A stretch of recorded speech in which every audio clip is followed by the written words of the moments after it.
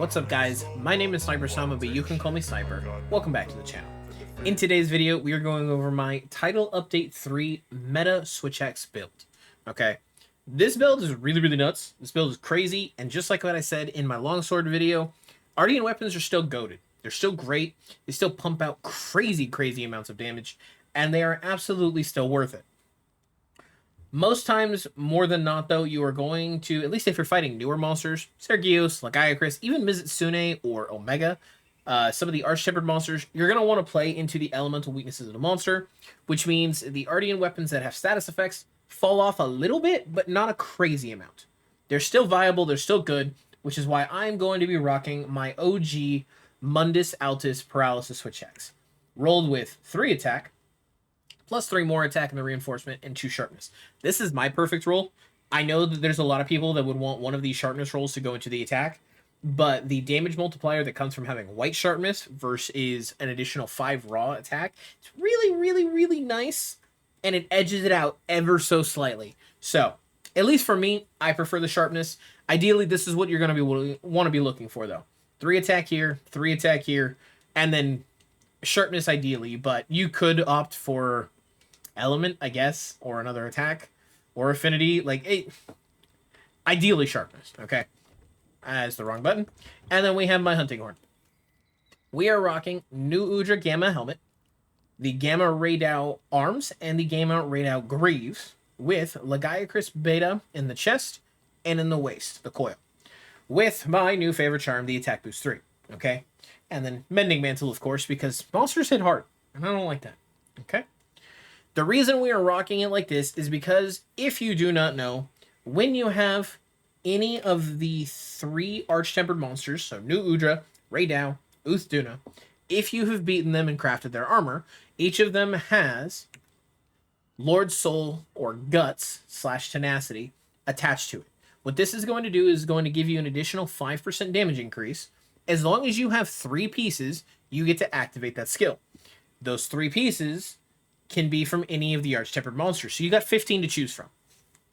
So naturally, our attack is always going to be doing 5% more, or it's always going to be 5% higher. Okay, so now that we've gone over the weapon, we've gone over the armor, let's go ahead and get into decoration slots. On the SWITCHAXE, most notably the SWITCHAXE at least, you have 2 real quality of life skills that I really recommend. One of them significantly more than the other. One of them is Power Prolonger.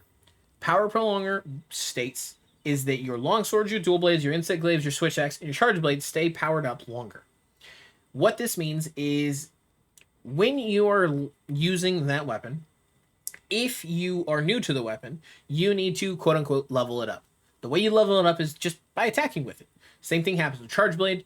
You attack with a sword and shield form, you end up building phials. The more phials you get, you store them in your shield, and it strengthens your shield. Once you strengthen your shield, you can strengthen your sword. Once you strengthen, it keeps going, okay? The way SWITCHAXE works is you keep attacking with both modes. In your axe mode, when you get that power up, you will sit there and you will do increased part damage. On top of that, you will increase the amount of gauge for sword gauge that you get, the switch gauge. When you're in sword mode going for these attacks, you are building amp gauge. The way amp gauge works is while you were attacking in sword mode, you are doing phial explosions after each one of your sword attacks. So what that means is every time you swing with a sword, you hit and then there's a delayed explosion. You hit again, there's another delayed explosion, and it stays like that the entire time you're rocking through it. The issue is it doesn't last very long unless you have Power Prolonger, which is fine, but phial types matter. Power phials have the slowest charge time when it comes to that because they do the most raw damage. If you were to have something like an elemental phial, it would charge up that amp state faster, but in return you do less damage. I hope that makes sense, okay? So, now that I'm done yapping and explaining that, Power Prolonger is one of the most important skills for quality of life on SWITCHAXE. Is it a need? No. Is it convenient and elite? Yes. The alternative to Power Prolonger that I don't recommend, but it is another good quality of life skill, is Rapid Morph. The reason Rapid Morph works is because it was actually from a previous game.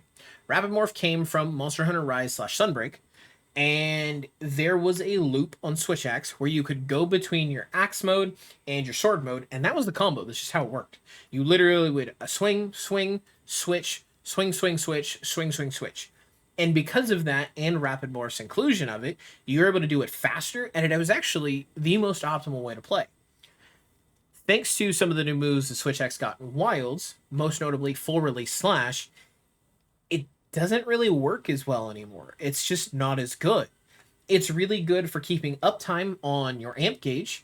The problem is it just doesn't flow as naturally anymore, and it doesn't hit as hard. And the Full Release Slash combo that you get does significantly more, so it's almost not even worth it. Because of that, I would say those are really the two perks that you want to go after. I would highly, like 95 to 5% vote Power Prolonger, but that's me.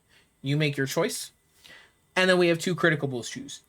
Critical boost jewels. Slurp my words a little bit there.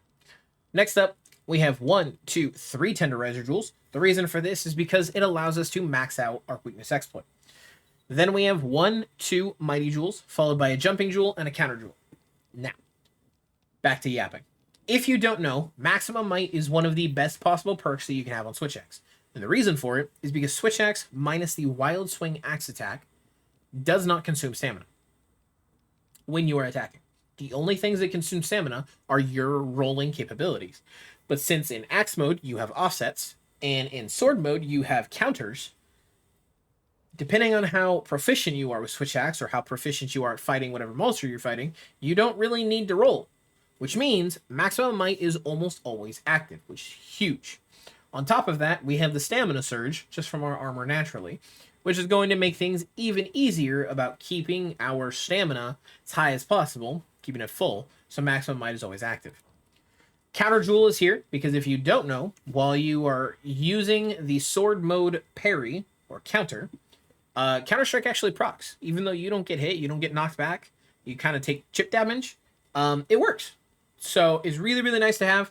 You can actually make an argument that you could swap Counter Strike and Evade Extender for this jewel here, the Jumping Jewel.